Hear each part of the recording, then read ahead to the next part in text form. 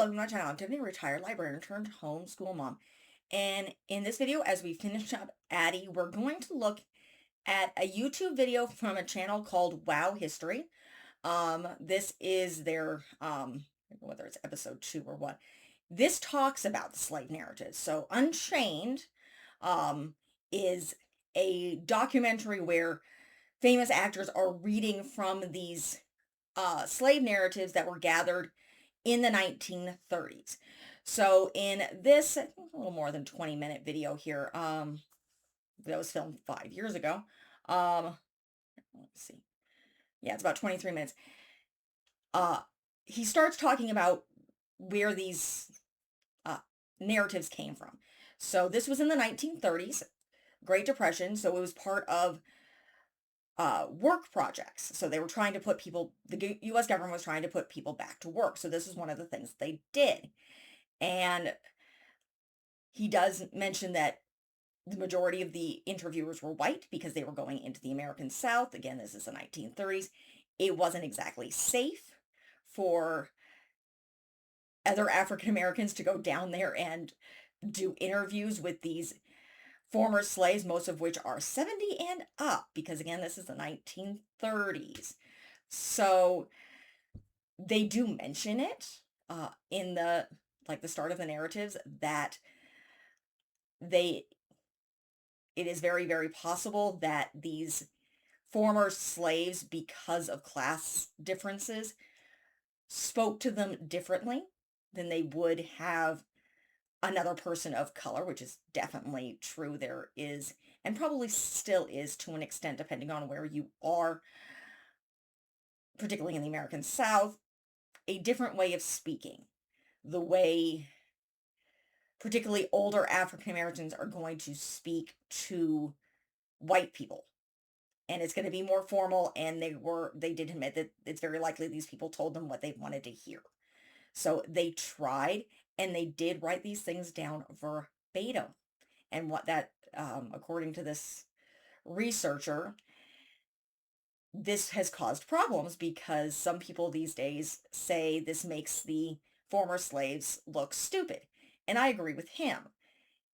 It doesn't. This is the way they spoke. These are their words, exactly as they spoke them. They did use the N-word quite a bit, because that, to refer to themselves or other people of color. This was their language. To change it would make this unauthentic. You want to hear how they spoke. And also, these guys, they're in their 70s. So this is years later. And if they wanted to speak in better language, they probably could have if they wanted to. But again, these interviewers were told to write down everything verbatim. And I know they did, in fact, record some of them. So, but again, this is the 1930s, so recording technology was still very, very new. In this video, also, he reads one of the narratives, and he actually doesn't read it authentically. He reads it so people can understand it. In Unchained Memories, they do read them, I believe, word for word. So that is kind of the difference. But he tells the story of a girl from St. Louis, how she was born to parents who were owned by very, very cruel masters. In fact, the mistress whipped her baby sister to death. And she talks about how cruel the master was and how he was essentially renting slaves. So he had, and this is mentioned in the Unchained Memories, where basically you bought, if you could not afford slaves, you got a loan. You had a mortgage on slaves.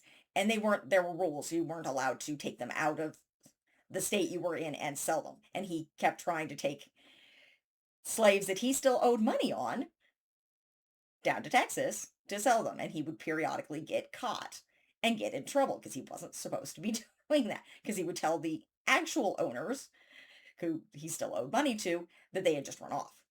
But this young woman that he's reading of was sold to, I believe, the couple's daughter, who was much, much nicer when she was like 4 or 5 years old. And this couple, the daughter and her husband, treated their slaves very, very well. They were treated like family. In private, she called them Ma and Pa because they had raised her.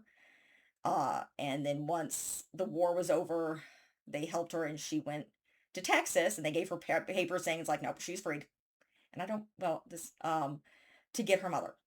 And eventually she stayed down there until slavery ended, working for um, a member of the government who knew she was free. He did not own her until she found her mother. So it is a very interesting video. It gives particularly the first part, which gives you the background of the slave narratives, and then also gives you a taste of how they would have sounded had they been translated. So that is it for this review, and this is the last, I don't know if it's the last video or the last media review for Addie. We'll be moving on to Samantha next. So if you like what you see, be sure to like and subscribe. It helps my little channel grow. And I will see you next time. Thank you.